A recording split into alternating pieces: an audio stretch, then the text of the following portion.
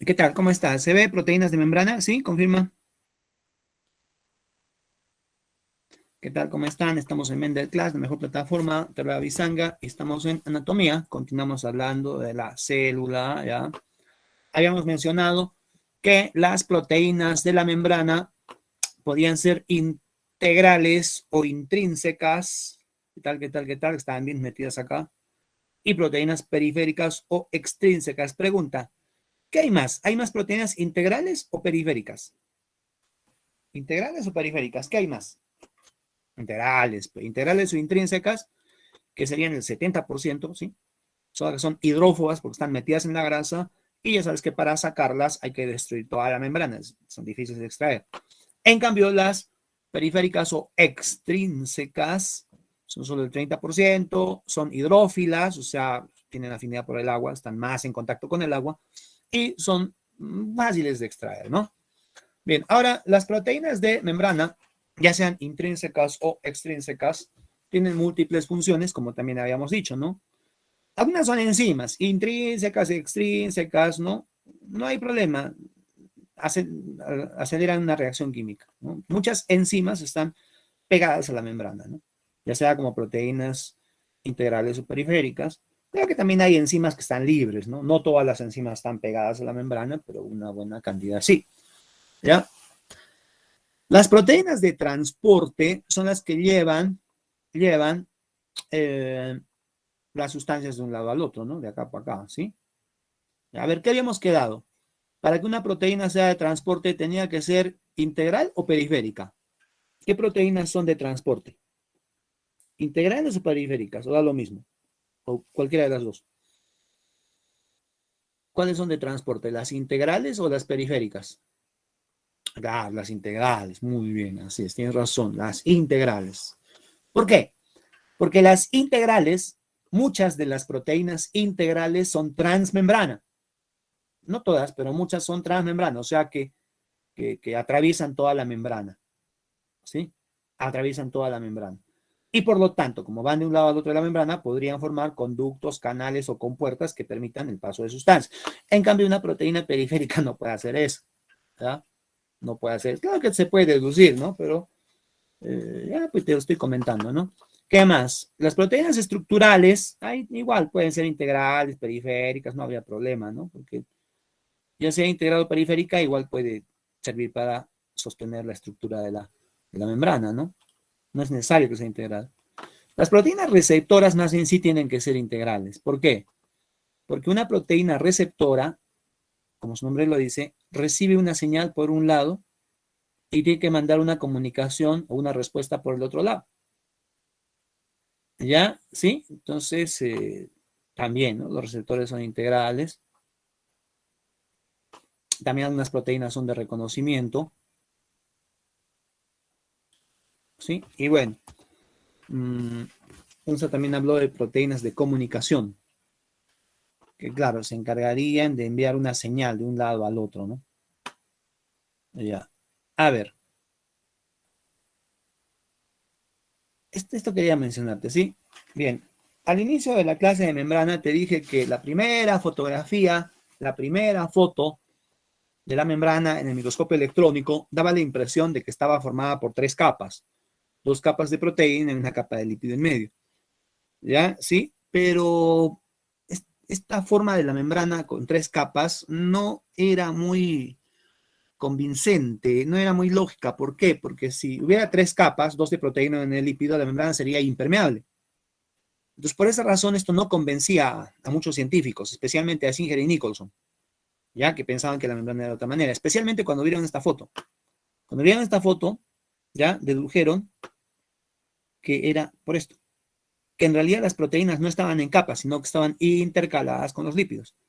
Por eso es que a su modelo de membrana, o sea, a su teoría de cómo es la membrana, a su modelo, se le puso el nombre de mosaico fluido. Mosaico porque las proteínas no estaban en capas, sino intercaladas. Y fluido porque, bueno, esta grasita está en forma líquida. Entonces son como unas proteínas que están flotando en la grasa líquida. ¿Ya? Modelo de mosaico fluido. Mosaico fluido. ¿Ya? De Singer y Nicholson, de 72.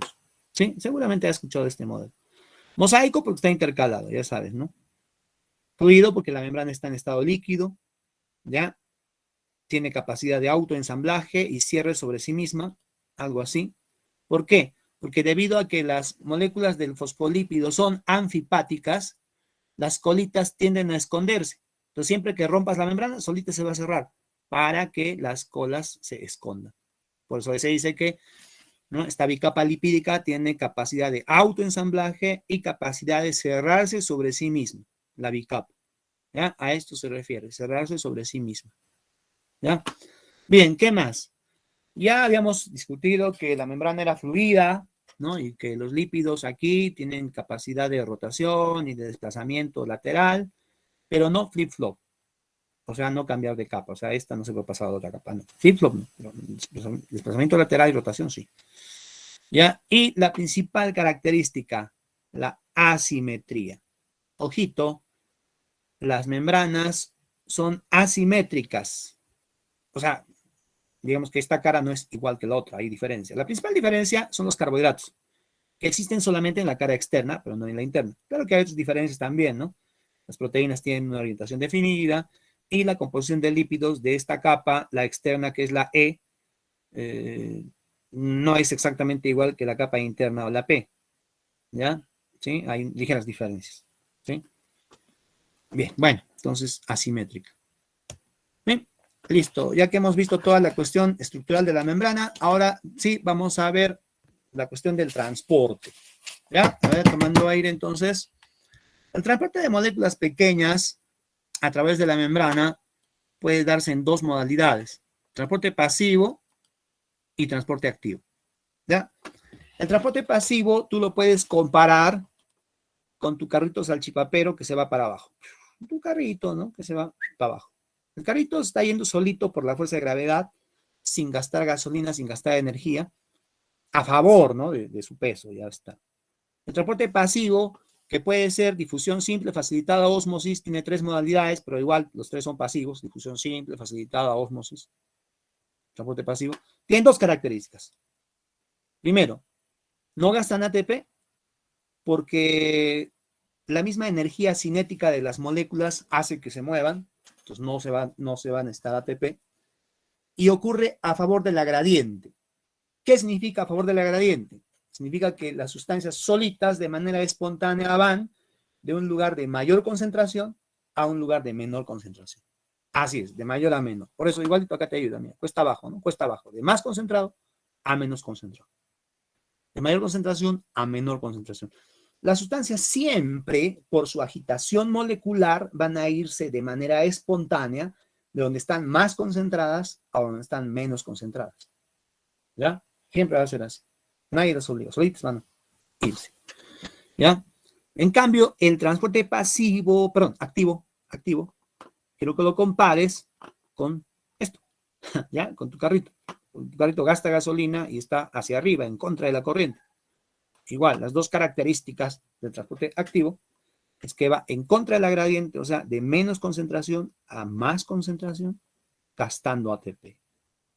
En otras palabras, vamos a obligar a que las sustancias pasen de donde están menos concentradas a donde están más concentradas. No es un proceso espontáneo, por eso es que lo vamos a obligar. ¿Y cómo lo obligamos? Gastando ATP. ¿Ya? Esto es importante. ¿Sí? Ya. A ver, compañero, confírmame. ¿Esta parte se entendió? A ver, confirma. Esto es fundamental, ¿ah? ¿Sí? ¿Está bien? Ya está, muy bien, ya sabes, ¿ah? ¿Seguro? A ver, pregunta, ¿cuál ocurre a favor de la gradiente? ¿El transporte activo o pasivo? Gradiente significa diferencia de concentración. El pasivo es a favor. El activo es en contra. En contra, muy bien. Chévere. Ya. El transporte pasivo, como ves, tiene tres modalidades: difusión simple, facilitada y ósmosis. A ver, vamos a ver cuál es la diferencia entre difusión simple y facilitada. Acá está, transporte pasivo, mira, difusión simple y difusión facilitada. ¿Sabes cuál es la diferencia principal? En la difusión simple, las sustancias pasan a través de la grasa, por la bicapa lipídica. Claro que no cualquier sustancia puede pasar por la bicapa. Si la sustancia tiene carga eléctrica, la bicapa no la va a dejar pasar. ¿Ya? ¿Quiénes pueden pasar? Las moléculas pequeñas que no tienen carga y las sustancias liposolubles.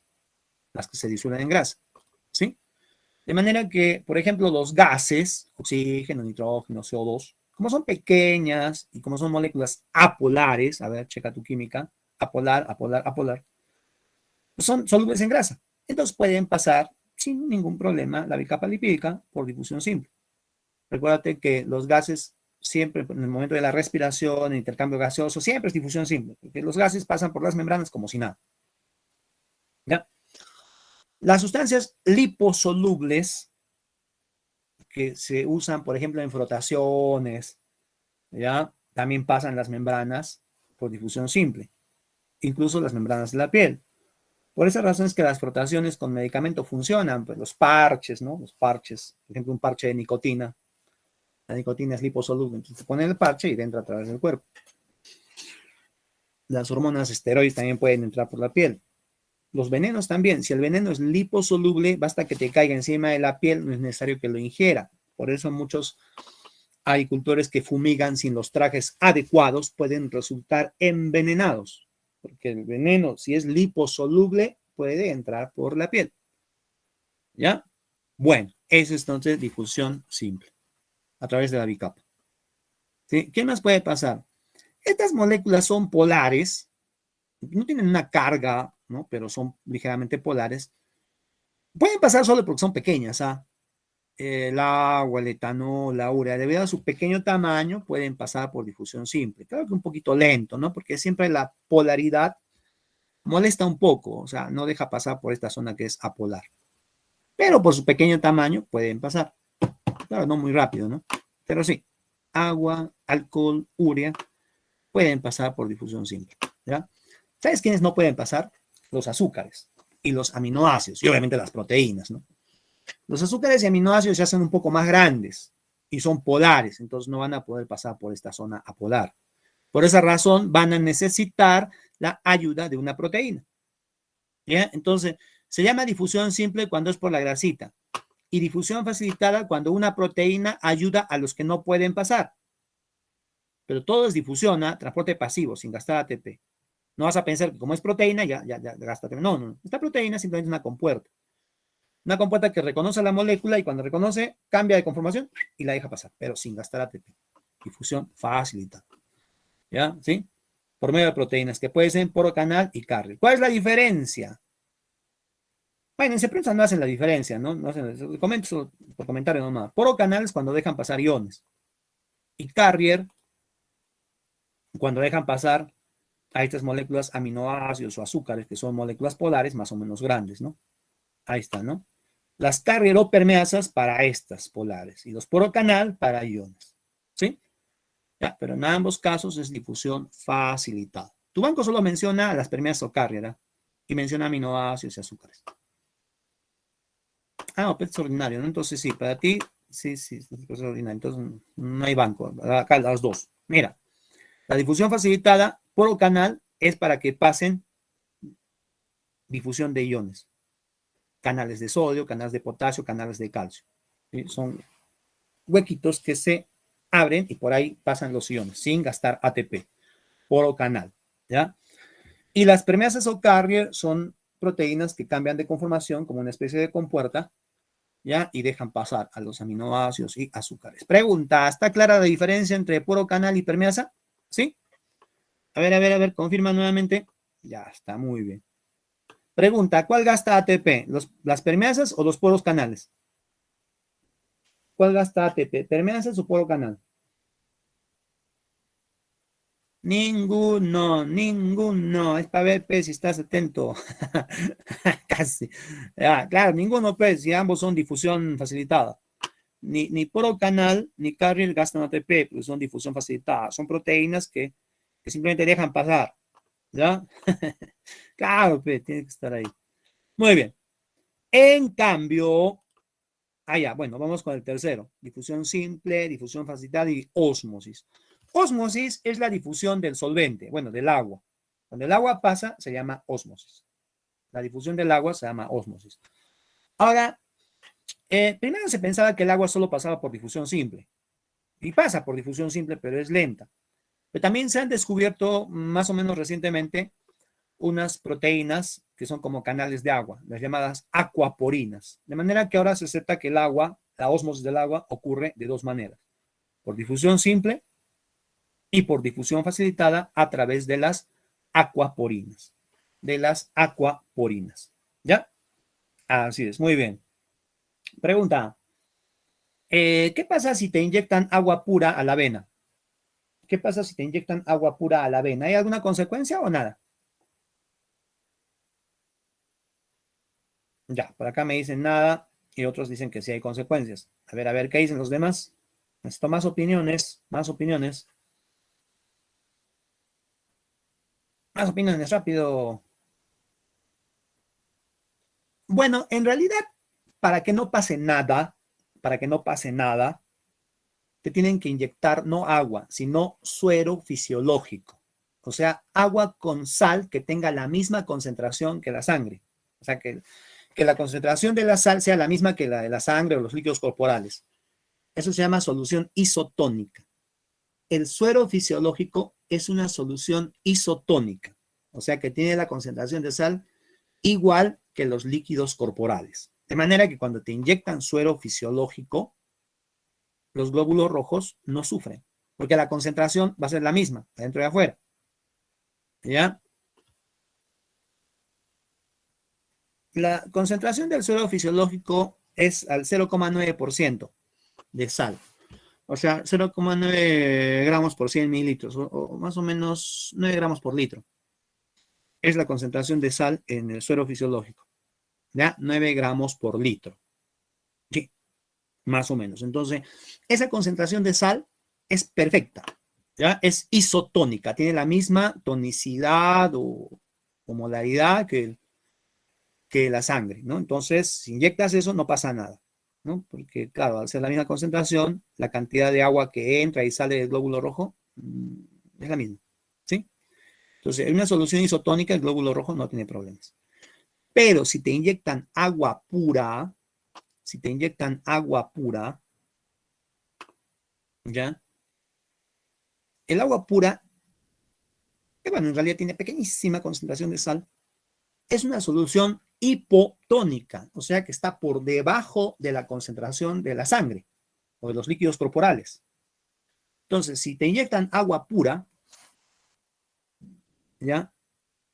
Una solución hipotónica, entonces la concentración de sales es mayor dentro del glóbulo rojo que afuera. Entonces el agua se mete, porque siempre la ósmosis se da hacia donde hay más sal.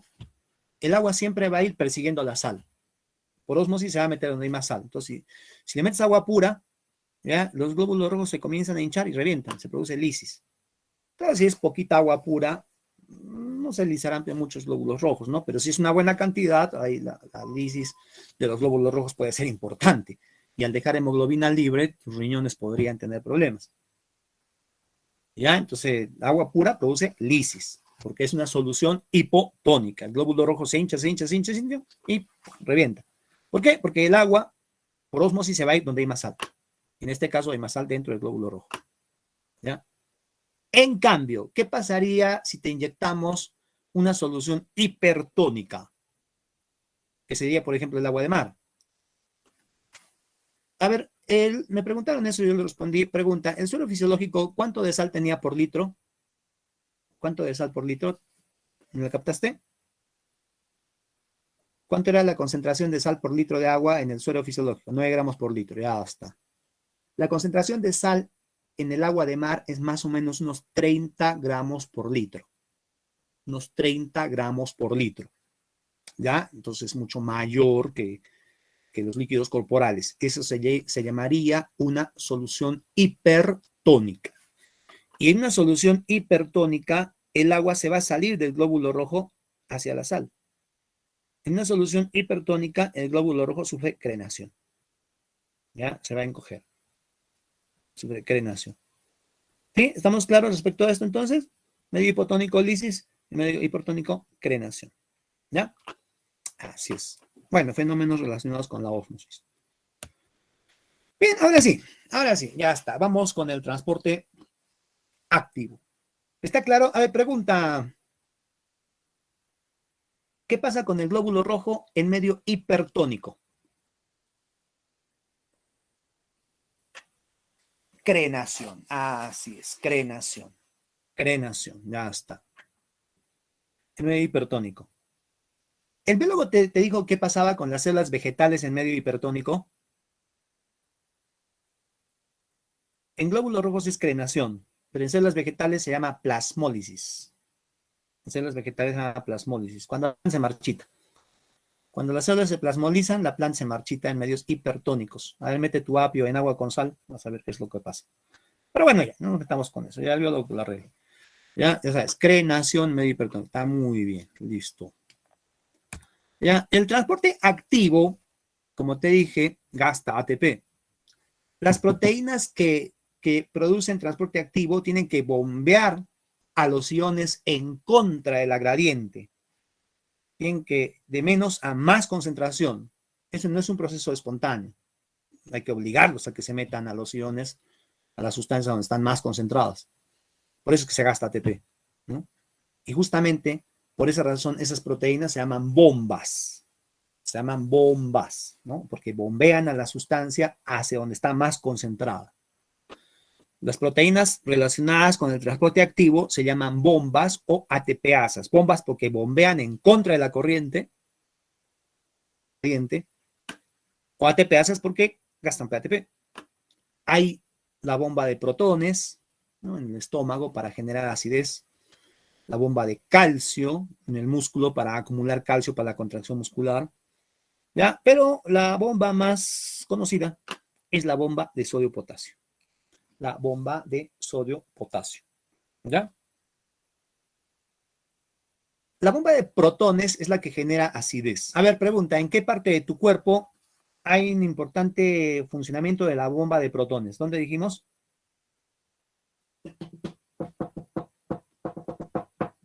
En el estómago para generar acidez. El jugo gástrico, ¿no? Así es. La bomba de protones o de iones de hidrógeno genera acidez. También hay una bomba de calcio. La bomba de calcio está en muchas células más, ¿no? Pero es importante en las células musculares, porque las células musculares acumulan, concentran calcio para contracción muscular. ¿Ya? Entonces, en las células musculares la bomba de calcio es importante. Pero bueno, regresemos a nuestra bomba de sodio-potasio que está presente en todas las células animales. ¿Sí? Está en todas tus células, en todas. La bomba de sodio-potasio se ha detenido. A ver, espérate, vamos a activar. ¿Está? Está, ¿no? Ya está, mira cómo funciona la bomba de sodio-potasio. A ver, dime, ¿qué es lo que hace? Mira, ¿te has fijado? A ver, mira, bota, con un ATP bota 3 sodios y después mete 2 potasios por cada ATP. Por cada ATP bota 3 sodios y mete 2 potasios a la célula. A la célula.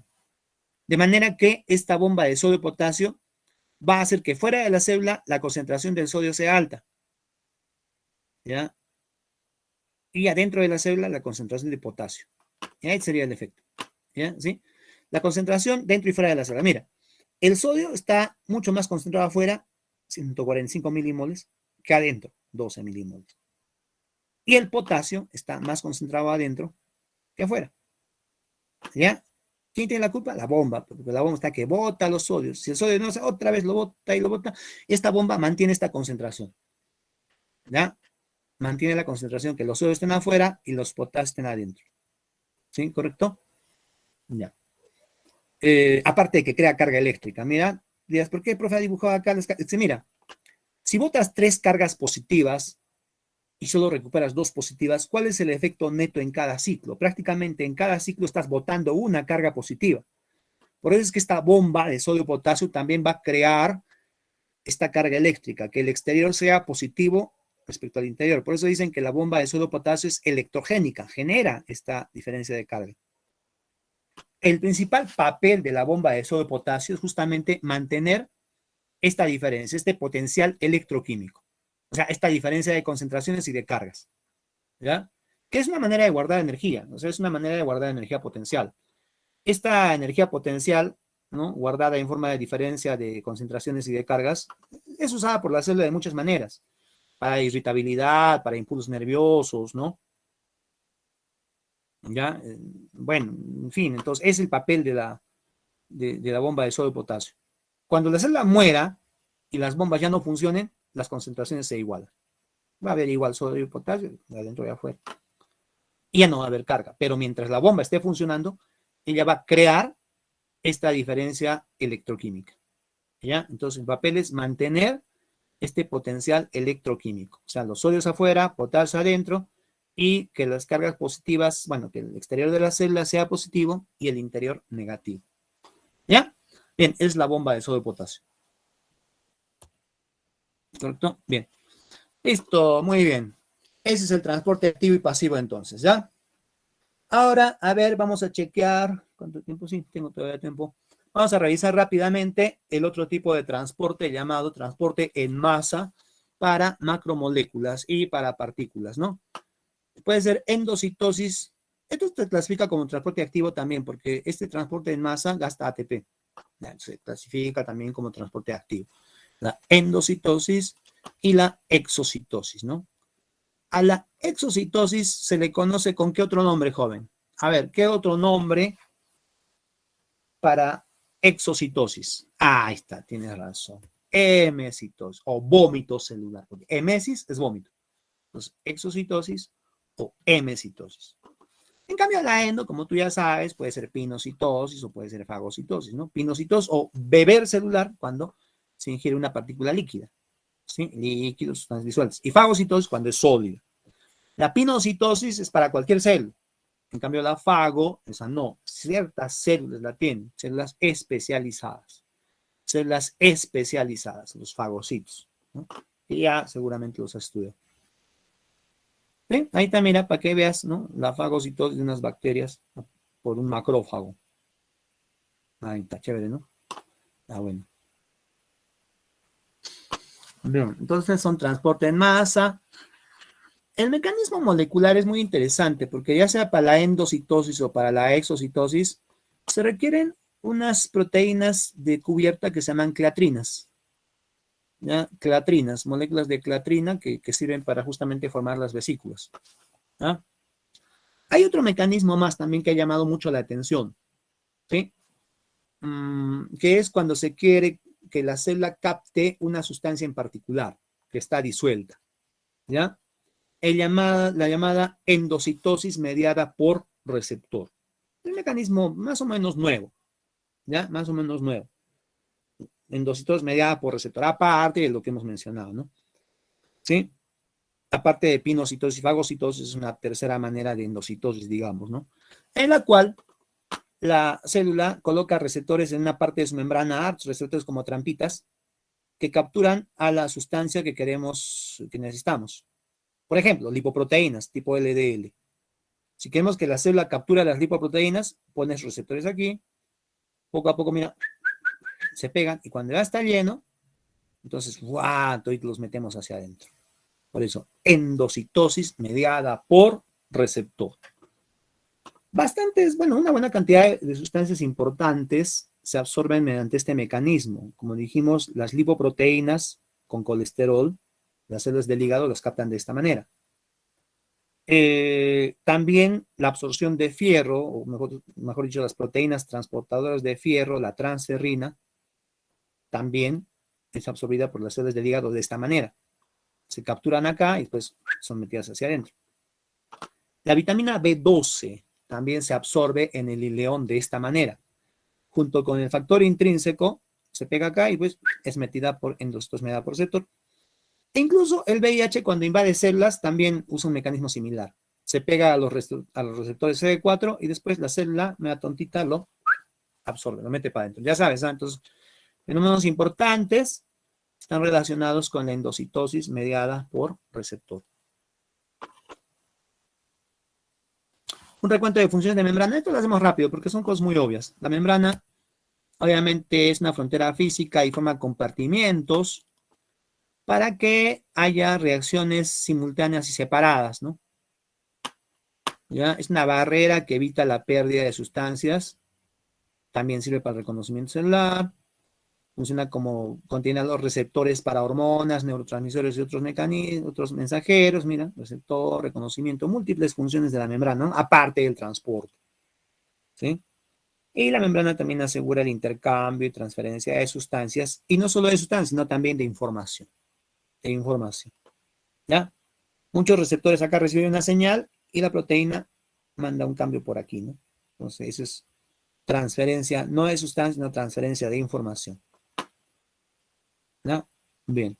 Por último, quería mencionarte, ¿está bien las funciones o quieres que te aclare alguna? A ver, checa de nuevo. Frontera física. Compartimentación significa formar compartimientos para que las reacciones químicas puedan ocurrir separadas y simultáneamente. Porque si todo va a ser una bolsa, entonces todas las reacciones se van a mezclar. Reconocimiento es obvio. Receptor. Barrera. Sí, creo que no hay problema, ¿no? Ah, bueno. Listo. Pregunta. ¿Cómo se llaman estos? Yuju, yuju. Ahí estás ahí. A ver, escribe presente. De rato no escribes nada.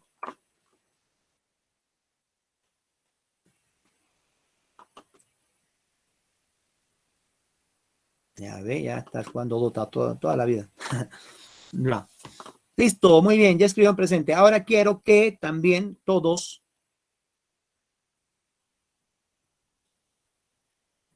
respondan. Si no sabes, pon no sé. Pero si sabes, esta de acá, esta. ¿Cómo se llama esta de acá?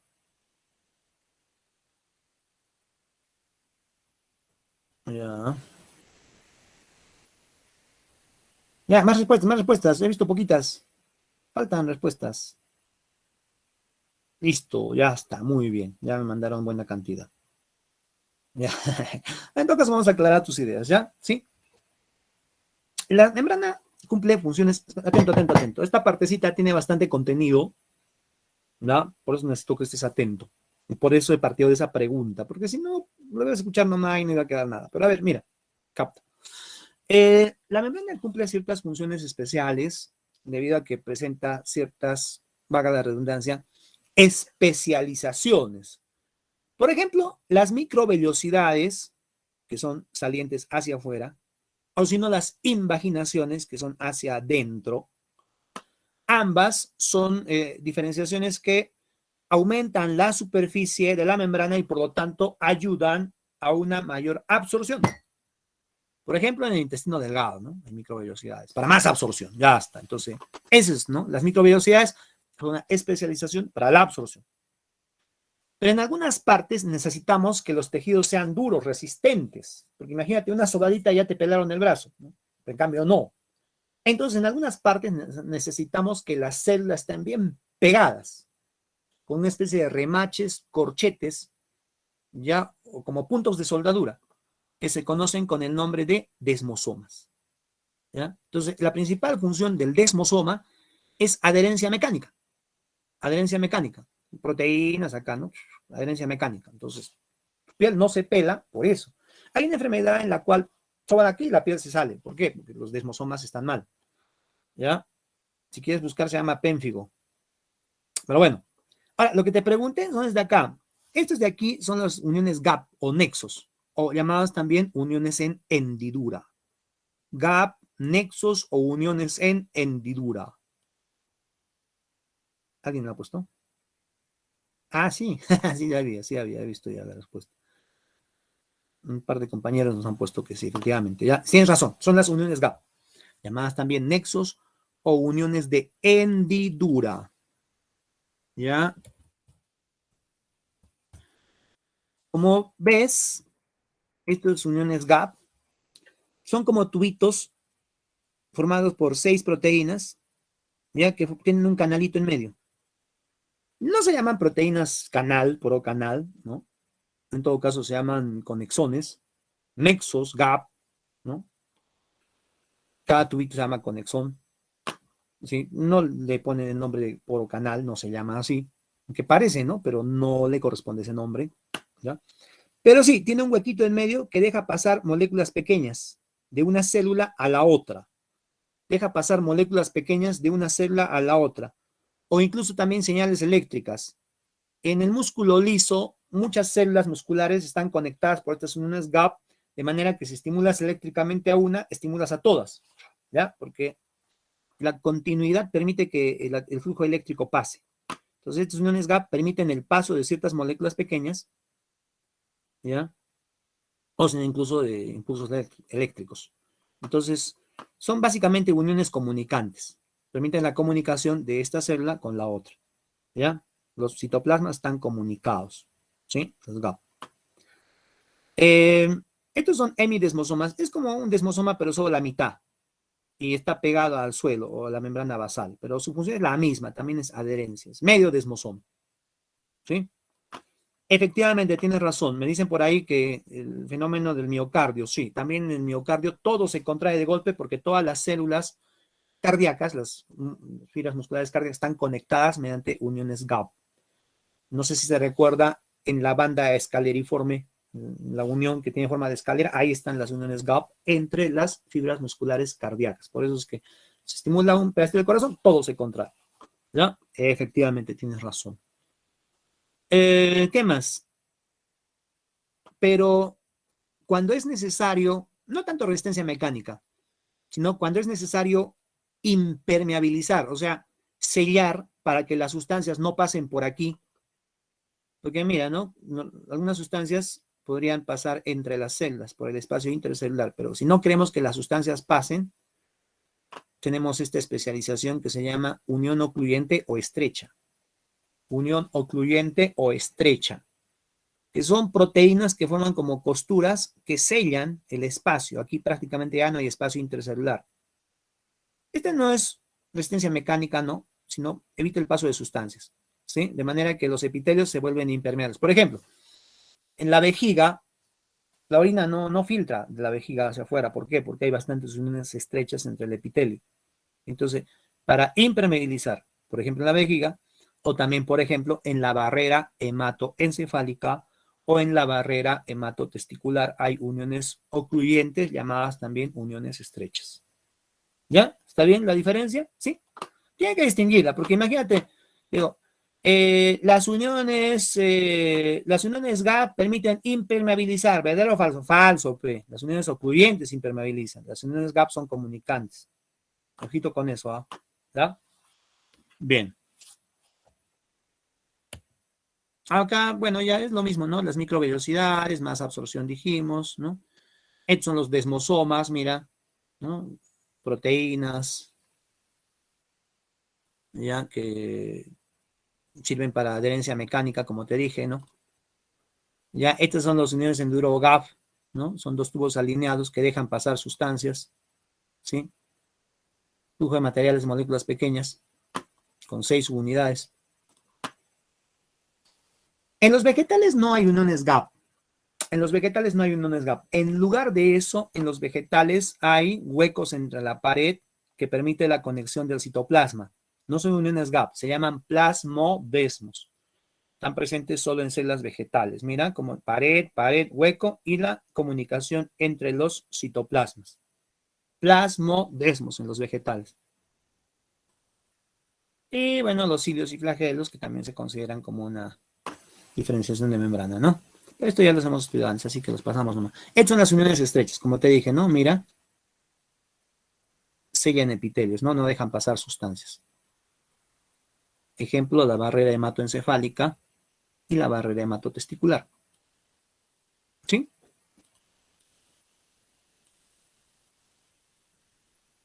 Ya, ¿qué respondes? Acerca de la membrana celular es falso.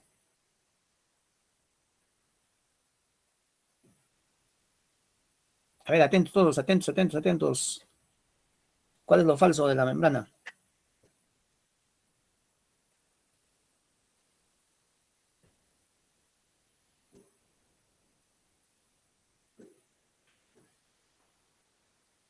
Al microscopio se ve como triple capa. Su unidad de membrana sí es triple capa, esa no la veo tan falsa. Claro que es una apariencia, ¿no? Yo veo que es más falsa la CA. Aunque claro, a la vez discutible, ya sé cómo sería tu argumento más o menos, pero al microscopio se ve como si estuviera formado por 3 capas. En todo caso, 2 capas polares y una capa apolar, ¿no?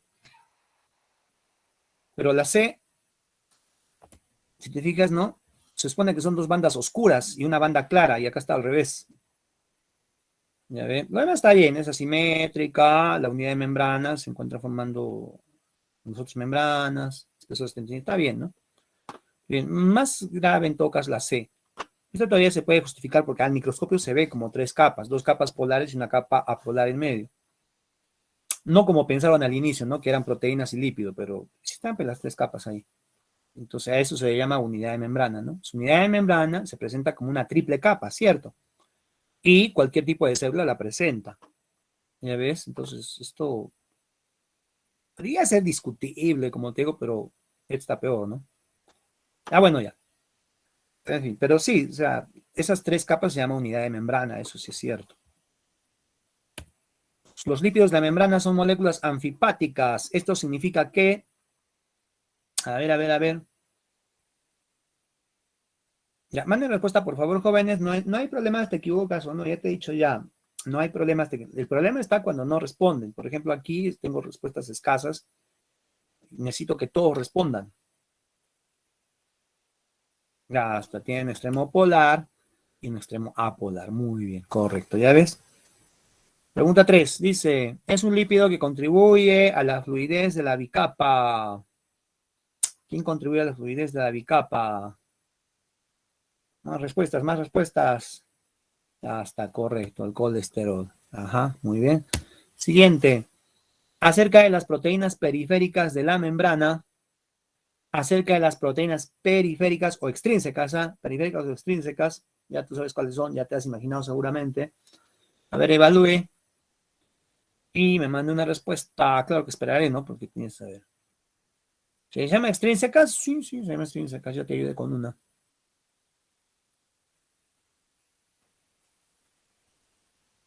Ya está muy bien. Todo es verdadero, ¿no? Todo es verdadero. Son extrínsecas, son el 30%, son hidrosolubles y se separan fácilmente. Muy bien. El modelo estructural aceptado para la membrana actualmente es el modelo de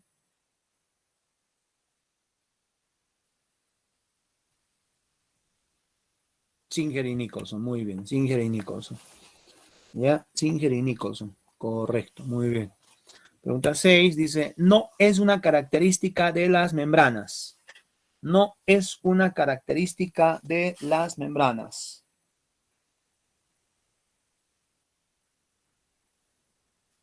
Muy bien, igual léalo. A ver, fluidez en el plano de la bicapa, simetría de los componentes, capacidad de autoensamblarse, lípidos y proteínas con disposición de mosaico, movimientos flip-flop poco frecuentes. Y la respuesta es, claro, pues la simetría. La membrana es asimétrica. La membrana es asimétrica, ¿ya? Muy bien. Pregunta 7. Se forma un gradiente electroquímico cuando entre las dos caras de la membrana hay. ¿Qué significa un gradiente electroquímico?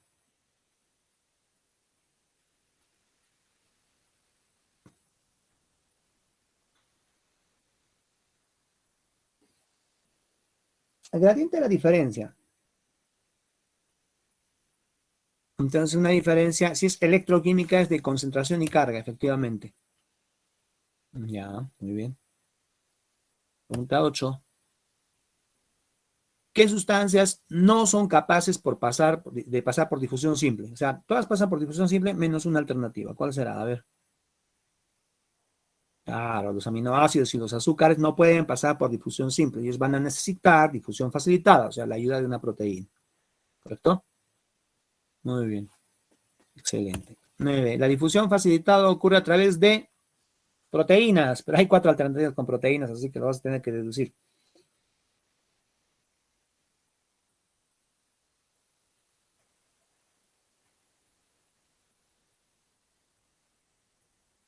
Sí, tendría que ser la B, tienes razón. Integrales transmembrana, porque las periféricas no ayudarían para nada, ¿no? ¿Ya? Las periféricas están por encimita, no transportan nada. Integrales transmembrana, o sea, que atraviesan la membrana, ya está muy bien. Porque también hay integrales que solo llegan hasta la mitad de la membrana. Esas no son transmembrana, obviamente. Y la 10, la principal función de la bomba de sodio y potasio es. La principal función de la bomba de sodio y potasio es.